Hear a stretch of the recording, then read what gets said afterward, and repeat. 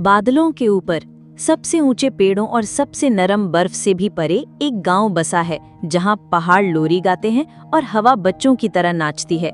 इस गांव का नाम था कूहे नूर, एक जादुई पहाड़ी बस्ती जहां प्रार्थना के झंडे हवा में उड़ते हैं, झरने चमकते हैं और पुल धुंध से बने होते हैं। और उसी गांव के दिल में रहता था एक जिज्ञासु सा लड़का, अब्दुल्ला।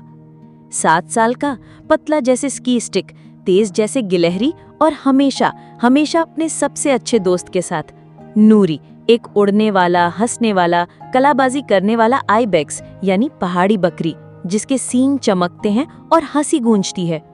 एक ठंडी सुबह आसमान ने हिचकी ली।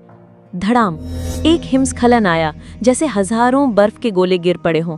अरे नहीं, गांव वाले चिल्लाए। क्रिस्टल पास, पहाड़ से नीचे जाने का एकमात्र रास्ता, बर्फ में दब गया।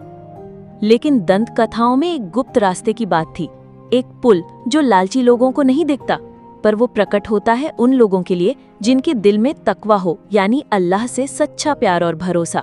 उसे कहा जाता था इको ब्रिज। तो अब्दुल्ला ने सिर पे मफलर बांधा और नूरी को साथ लेकर निकल पड़ा।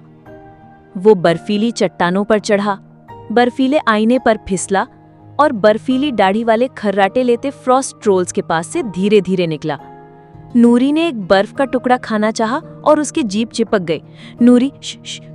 अब्दुल्ला हंसते हुए बोला और उसे छुड़ाया। वो हंसे, भले ही ठंड उनके जूतों में घुस रही थी। जब वो एज ऑफ नोवेयर पहुंचे तो उनके सामने एक गहरी खाई मुंह फैलाए खड़ी थी। वही था वो स्थान जहां अदृश्य पुल प्रकट हो सकता था। अब्दुल्ला ने नीचे देखा, वहां कुछ नहीं था, सिर्फ बादल और गूंजती हुई खामोशी।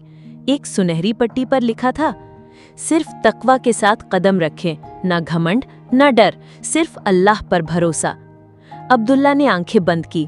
उसे अपनी अम्मी की दुआएं याद आईं, अब्बा के अहले बैत की कहानियां। उसने फुसफुसाया, बिस्मिल्लाह, मैं तुझ पर भरोसा करता हूँ या अल्लाह। उसने आगे कदम बढ़ाया और झिलमिलाहट, उसके पांव के नीचे एक चमकदार रास्ता बन गया। एक कदम, फिर एक और, अदृश्य पुल जीवित हो उठा। वुश, हवा गूंजी, फड़फड़, नूरी उड़ते उड़ते गिरा, लेकिन अब्दुल्ला ने उसका सींग पकड़ लिया। वो दौड़े, कूदे, झुके, हवा और रोशनी पर संतुलन बनाए रखा। दूसरी तरफ पहुंचते ही पुल गायब हो गया, लेकिन नीचे का गांव, जो पहले डर से जम गया था, अब उम्मीद से चमक उठा। वो पहुंच गया, गांव वाले खुश होकर कहने लगे। बर्फ पिघली, पानी बहने लगा और सबने अब्दुल्ला और नूरी को गले लगाया, भीगे, थके, लेकिन सूरज जैसे मुस्कुराते। बात की बात, अब्दुल्ला ने उस दिन एक बड़ी बात सीखी।